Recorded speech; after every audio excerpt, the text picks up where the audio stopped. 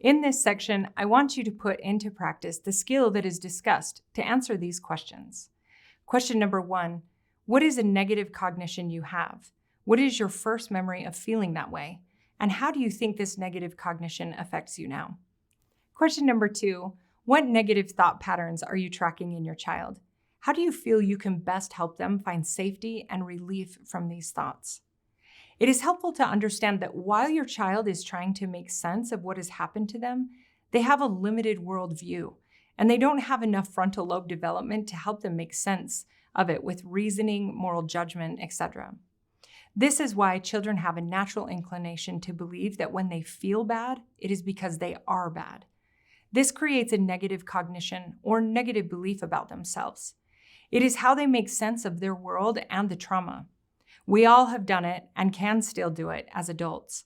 Until these cognitions are challenged, we continue to operate from the negative beliefs that were created in our childhood. Let me give you an example.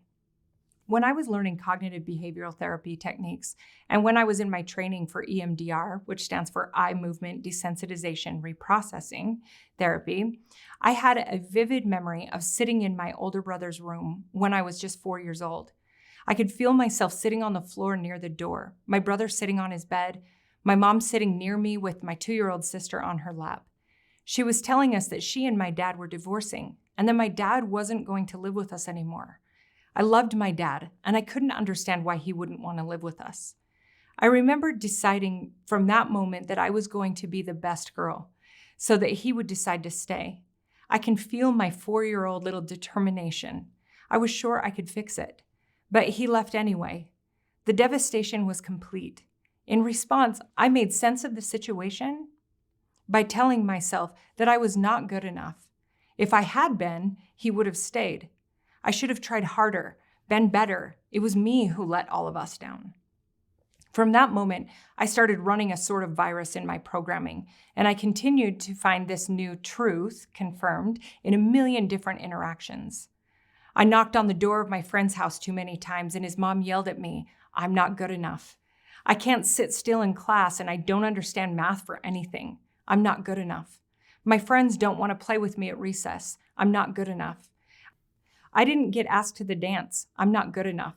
My boyfriend broke up with me. I'm not good enough." And on and on. Each one of these circumstances were viewed through the lens of a belief about myself that was formed when I was 4, and each one drove the unconscious thought into more parts of my brain, intensifying each difficult experience.